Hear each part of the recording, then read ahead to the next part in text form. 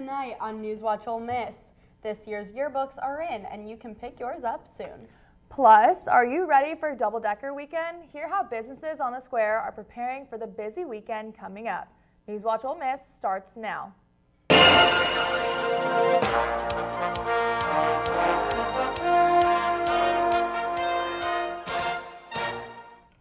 Welcome back to NewsWatch Ole Miss. I'm Alexia Anderchek. And I'm Hannah Baker. We're going to go ahead and toss things over to our weather anchor, Seth Parento, for a look at your current conditions. Thank you, Hannah. If we take a look outside, we are seeing a current temperature of 86 degrees with a decent breeze of around 10 to 15 miles per hour with some partly cloudy skies. It looks like we might have some rain heading around this evening, but I'll have more on your extended forecast later in the show. Back to you at the desk. Thanks, Seth. And good news for Ole Miss students, especially seniors. Yearbooks are here. This year's edition is of the Ole Miss celebrating its 175th anniversary. Students can pick up their copy at the Union next week, starting Monday from 9 a.m. to 4 p.m. Lafayette County was awarded $16,357 in federal funding through the Emergency Food and Shelter National Board program. This money will be used to supplement local emergency food and shelter services. Local agencies who would like to apply to receive a portion of these funds can find the application on the United Way of Oxford Lafayette County website. And speaking of funding, the Grove Collective is a local organization created to support student athletes. Oxford businesses are making efforts to show their support for student athletes as well, but it's important that these efforts follow NIL guidelines. NewsWatch Ole Miss's Cody Ferris reports. Taking your lunch break could go a long way towards supporting Ole Miss athletics. Co-owner of the Circle and Square Brewing Company, Rick Hollander, says they regularly ask customers to round up their tabs in support of student athletes. When we started the brewery back in August, we wanted to have an affiliation with the university as much as we could, being right on campus basically. Local companies such as the Circle and Square Brewing Company are leading the charge for philanthropic donations towards the Grove Collective, which is an organization funding Ole Miss student athletes. And it was kind of a no-brainer to just implement and kind of, do what we said we're going to do and help out the university as much as we can. Track and field athlete Laurel Wynn is skeptical but hopeful about how the Grove Collective will distribute money along the NIL guidelines. I think, you have positives and negatives of NIL in athletics, period, but I've seen the Grove Collective be very helpful for a lot of our athletes that are signed and for the athletics group as a whole. They've raised a lot of money. You have a lot of athletes who can support their families in other ways. With NIL being a key element for athletes deciding where to play, it helps having a local business on your team. Cody Ferris, NewsWatch, Ole Miss. The suspect for the burglaries in Oxford last November has been arrested.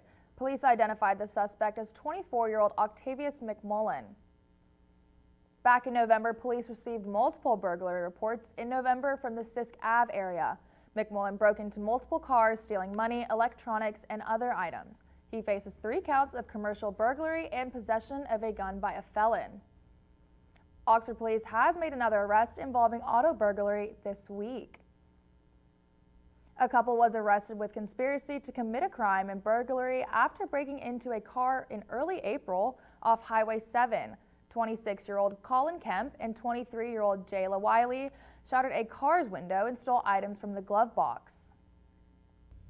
Double Decker is this weekend, and it's going to be a busy weekend for the Oxford community, especially for businesses on the square. Yes, and NewsWatch reporter Ian Sparks spoke to an employee about the expectations and preparation for Double Decker weekend. It's that time of year again. Finals are almost here, and so is Double Decker. The famed folk festival will be turning 27 years old this year. Bartender Walker Smith at the Growler, a pub right beside where the main stage will be located, is expecting a big weekend. Man, I'm sure there's going to be a line out of the door, to be honest, probably all day, most of the day. In preparation for one of the biggest annual events in Oxford, the self-named Craft Beer Haven has a vast inventory of beer and many fan favorites on the menu. We're stocked up with tons of beer, and we will have plenty of food options available for you guys this weekend. We're looking forward to seeing y'all come by and having one of the best double-deckers we've had in the last couple of years. Smith says that the take from a typical weekend is about $5,000. However, with the mass influx of visitors to Oxford, those numbers are expected to go up. Honestly, I feel like we'll probably at least quadruple that, and then easily, I hope. As always, Double Decker is a Friday and Saturday event with music starting at 6 p.m. on Friday night. You may want to get there early, because people will surely be stacked on top of one another like a double-decker bus. With NewsWatch Ole Miss, I'm Ian Sparks. So are you guys excited for Double Decker this weekend? Yes, this weekend is like the most looked forward to weekend of all year. Truly. I know I have to work, unfortunately, but it's in the morning, so I have the entire Oh, afternoon. you'll definitely have time. Oh, of course. Yes. Go and buy some stuff. Spend way too much money. Oh yes, Yeah. of course. But you have to. That's the Yeah. only way to do Double Decker. Double Decker. You definitely have to go to all the booths and see all the artwork. Help out your local small businesses for sure. Yes, definitely. Well, tell us what the weather is going to be looking like this weekend. I'd love to, Alexia. As we head into this weekend, we are looking at temperatures that will be in the mid-80s for both Friday and Saturday with some cloudy skies. So it's going to be a little bit cooler, thankfully. And as we head into those evenings for those late night concerts, we are looking at lows only in the 60s with a decent breeze of around 10 to 15 miles per hour. So you can accessorize, put on a nice jacket, and have a great old time this weekend. Back to you at the desk. Well, thank you, Seth. And coming up, we'll tell you what the TikTok ban could mean for U.S. users. Plus, protests about the Israel-Hamas war has taken over several college campuses. You'll hear those details right after the break. NewsWatch Ole Miss, we'll be right back. Mississippi. Hey, Mississippi. Don't trash Mississippi. Because picking up litter costs us time and money. MDOT spends $3.2 million a year picking up litter. That's money that could be used to maintain roads and bridges, Patch potholes. And focus on improving Mississippi's infrastructure. Please help us help you. We can't do it without you. Don't trash Mississippi. Don't trash Mississippi.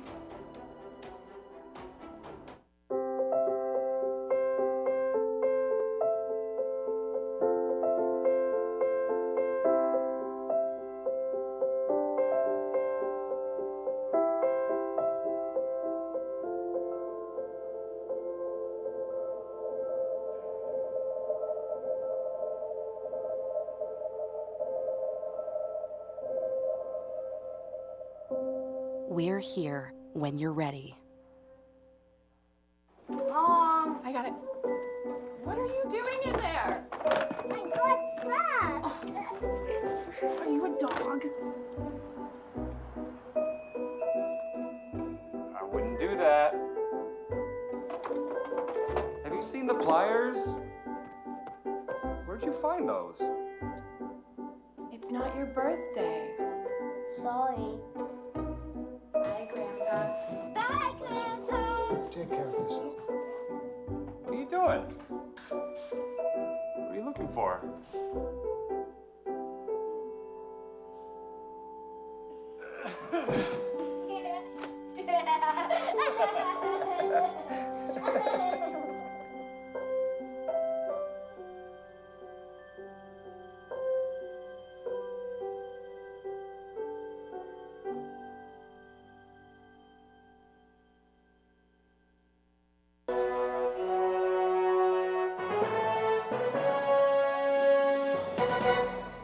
Welcome back to NewsWatch Ole Miss.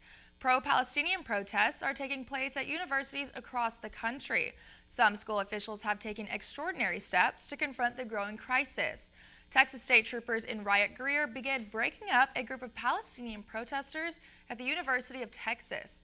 And at University of Southern California, officers and protesters clashed. Meanwhile, House Speaker Mike Johnson visited Columbia University today and called on the university's president to resign. Melissa Rainey has more. Pro-Palestinian protests are erupting at universities across America. This was the scene at the University of Southern California Wednesday afternoon, and at the University of Texas in Austin, a large group of students walked out of class today as part of a pro-Palestinian demonstration.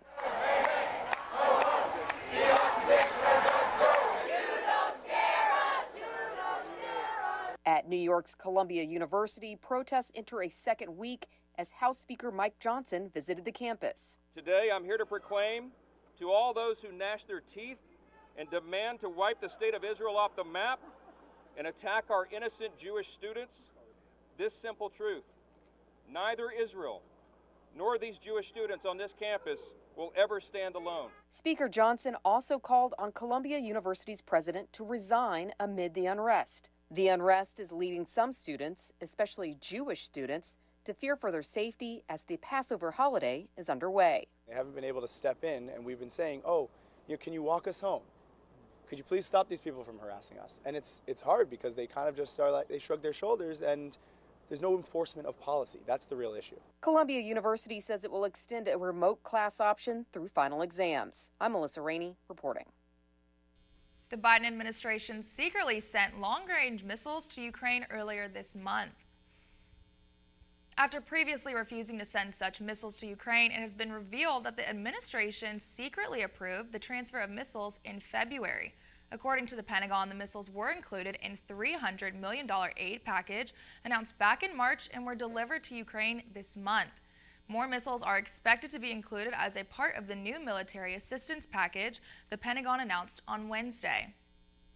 Reality star Kim Kardashian paid a visit to the White House today for a criminal justice reform roundtable with Vice President Kamala Harris. The two discussed clemency actions made by President Joe Biden during Second Chance Month. This week, Biden pardoned 11 nonviolent drug offenders and commuted the sentences for 5 others.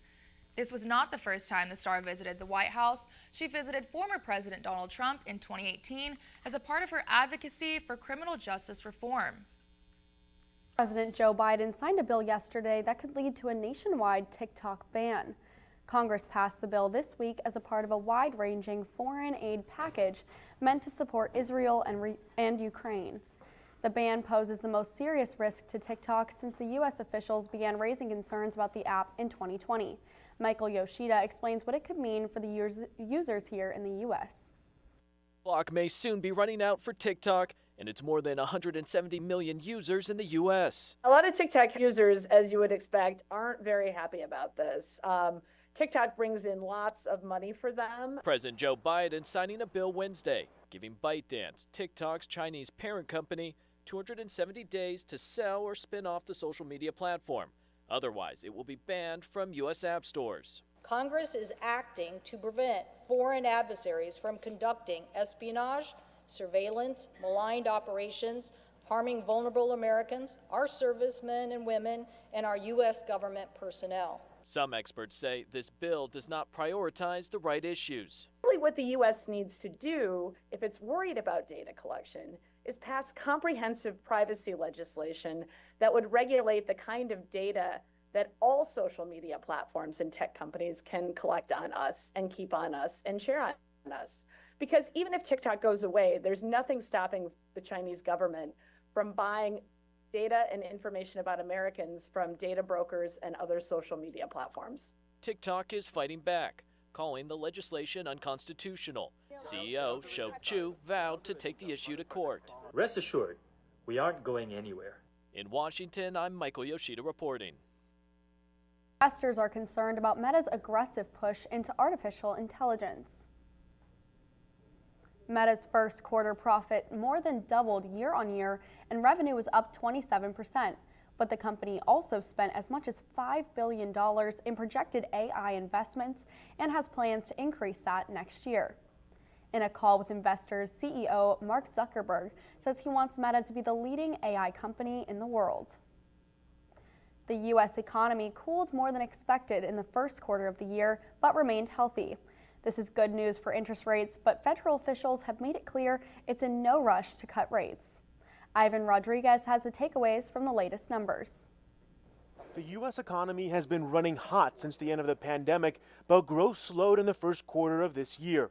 The economy is still trying to return to whatever the new version of normal is, and I think we're in that process now. The economy remains shockingly resilient, unemployment is still under 4%, and consumer spending is robust.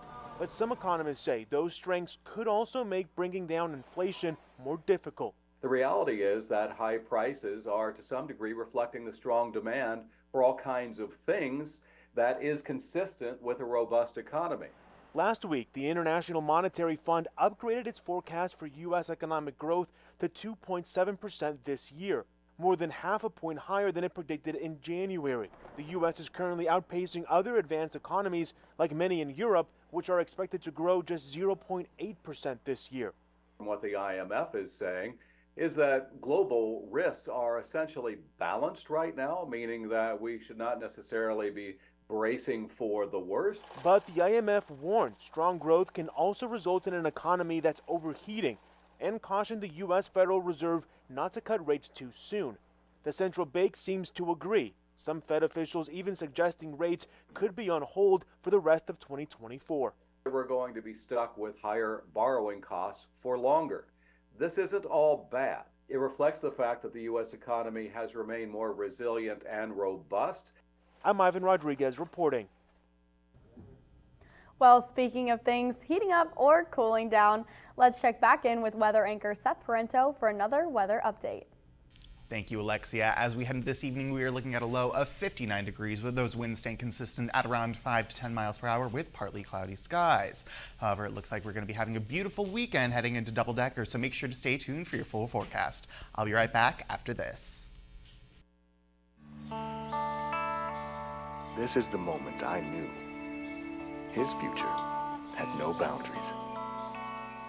There are some moments only the forest can inspire. Find yours at discovertheforest.org. Hey Bobo, do trees tell each other stories? I'm sorry, I'm afraid I don't know that. Hey, why don't we go find out? Listen.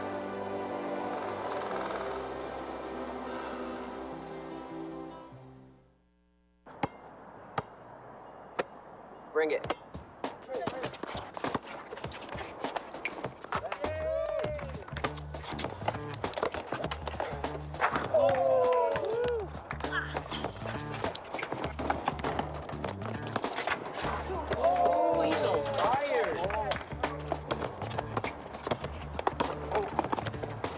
Time out, guys. I'm late to dinner. My mom's gonna kill me. Catch you guys later. Mom wants us home. Okay. Bye, guys. You guys need a ride? Sure. Yeah. All right. How about some one-on-one? I gotta go eat, man. Sorry, I'll see you later.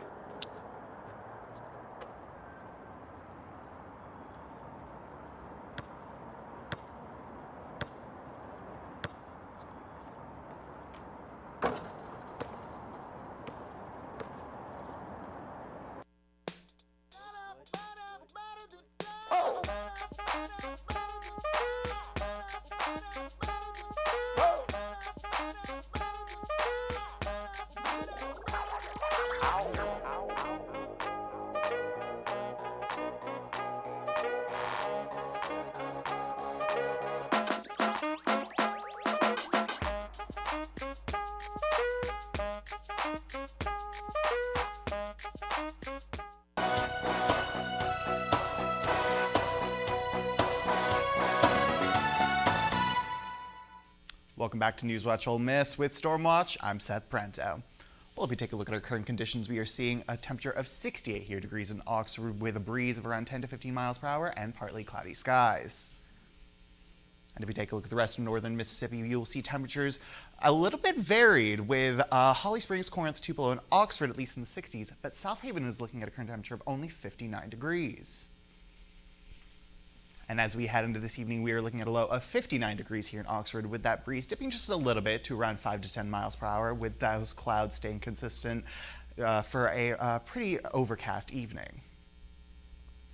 And as we head into tomorrow, we are looking at a high of 85 with those winds picking back up to around 10 to 20 miles per hour. So a breezy start to double-decker with some cloudy skies. And if we take a look at the rest of northern Mississippi for tomorrow, we will see temperatures consistent in the mid-80s with everyone hovering around between 84 and 86 degrees. And for your 5-day forecast, as you can see, we are looking at a beautiful, beautiful temperature heading into this weekend for double-decker. And it's going to be sandwiched perfectly in between as we are looking at 85 and 83, but a dip on Monday to only 73 degrees with some potential thunderstorms.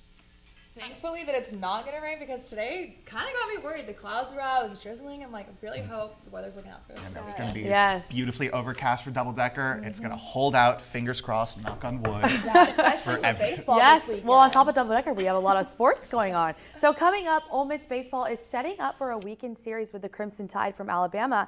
And the NBA playoffs are continuing. Check back in to hear about who secured a win in their series.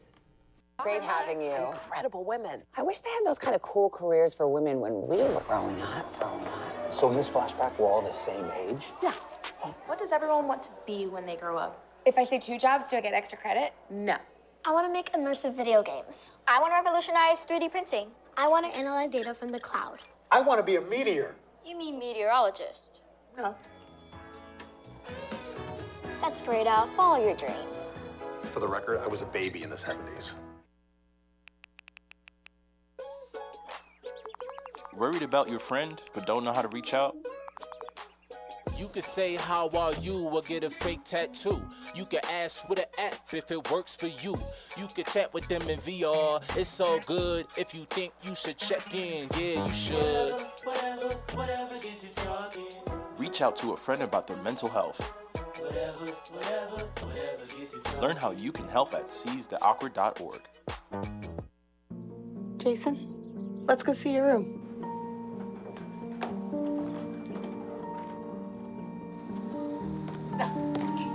That's not right. How was it? Is it good?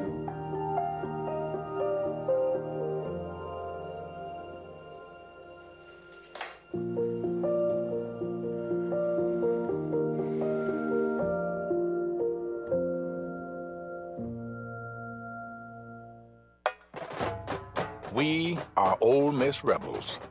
As Mississippi's flagship university, we dig deeper, see farther, work harder. We pioneered human organ transplants. We helped prove Einstein's theory of gravitational waves. We are distinguished as a Carnegie R1 top 2.5% research institution. We are Ole Miss, transforming lives and the world.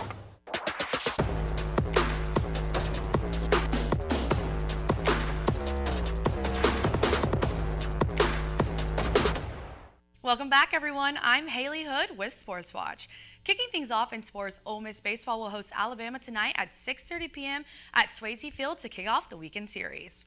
The Rebels took care of North Alabama Tuesday morning, winning 9-4 at their annual Kids Day game.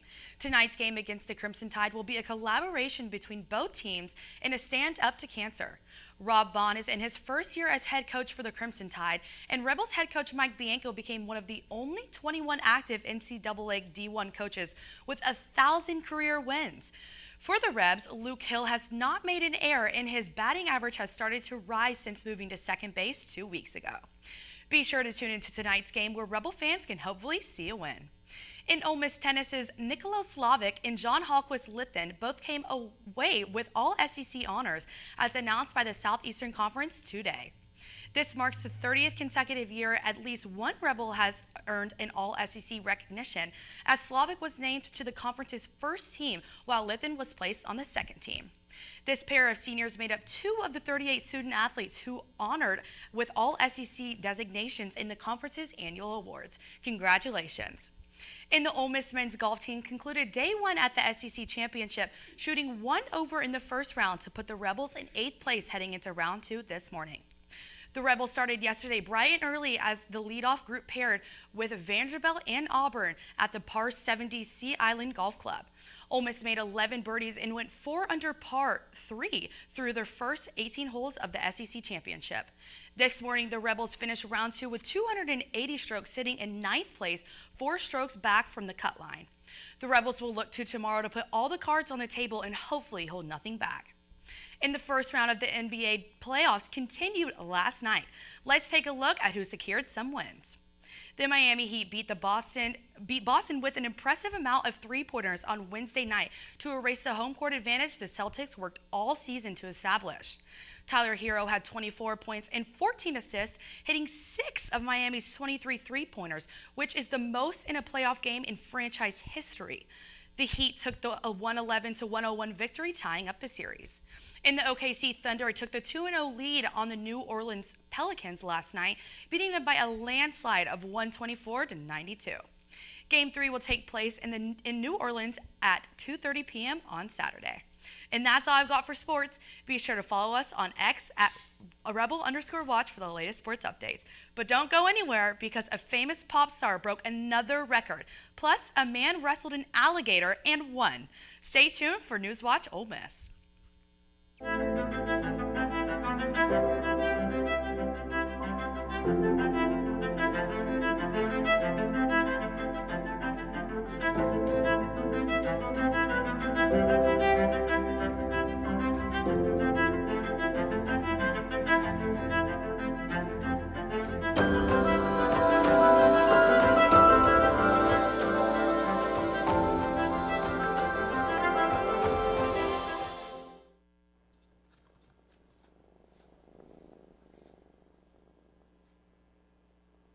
There's a shelter pet who wants to meet you.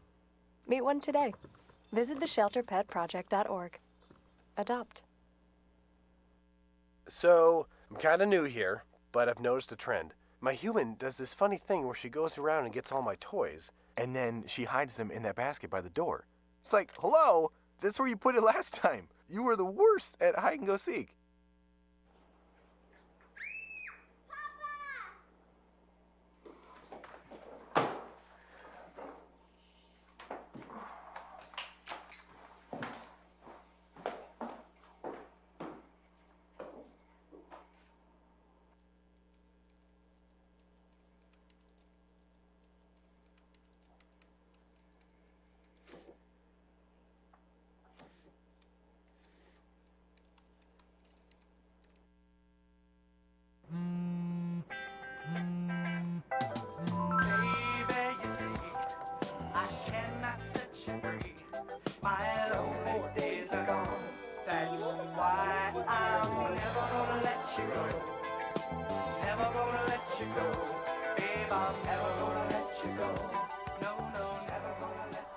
Here you go.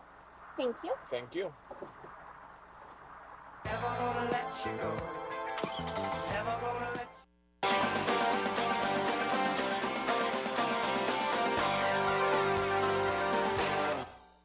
It hasn't even been a full week since Taylor Swift released her new album, The Tortured Poets Department, and it's already reached 1 billion streams on Spotify. And according to the digital music service, this is the first album to do that. That's not only the record the singer-songwriter has broken on Spotify. The Tortured Poems Department is now the platform's most streamed album in a single day with 300 million. In order to break the record, Swift surpassed two of her own albums, Midnight and 1989, Taylor's version. It's crazy. Y'all already know I'm the biggest Swiftie in the entire universe, so I'm so proud of her. I feel like she just like wants to keep outdoing herself. You Yes. know, she has one accomplishment and she's like, okay, I have to beat that and we're going to keep doing it. She's definitely an icon. I'll take your word because I still have not yet listened to the I album. haven't either. I haven't either, but she's still a so legend. you're sandwiched in between us. I'm so sorry. Okay, well, as someone who has listened to the album, go listen to the album. It's amazing. Oh my goodness. Well, a licensed alligator trapper removed a wandering gator from the A busy street in Jacksonville, Florida. And it was caught here on video, so let's take a look. Caller Brawler said he was at a hockey game with his family when he got a call from the Jacksonville Sheriff's Office looking for a trapper. Dragich said he was just 5 minutes from the location, so he jumped in the car and headed over, even though he didn't have any equipment with him. He caught the 8-foot gator in a true Florida man style with his bare hands and bare feet. He's used the fame to draw attention to his nonprofit, Project Savior Outdoors, which provides retreats for military veterans to prevent suicide. Well, it's really nice to see that he's using this platform for a good cause, promoting it, but I do think this is the first Florida man story I think we've ever reported on here. Yeah, this is, honestly, check that off the bucket list. Yeah. That is crazy. I can't. If I ever saw an alligator, oh my god, I would not be catch me wrestling out. it. I'm running. Someone else can do it. Well, Y'all got it. I don't know if we have the temperatures here for an alligator because if we look at our 5-day forecast, as you can see, our temperatures will be dipping to about the mid-60s here in Oxford. When again, beautiful weather for double-decker. However, it looks like we will be having some rain heading our way at the start of next week. And no alligators. No. No alligators. Well, that's all we have for tonight. Tune in on Monday. I'm Alexia Andercheck. And I'm Hannah Baker with your latest news. And I'm Haley Hood with Sports Watch. And with Stormwatch, I'm Seth Parento. Be sure to keep up with us on our socials and tune in Monday at 5. NewsWatch Ole Miss, where we keep it live and keep it local. Play. That ate.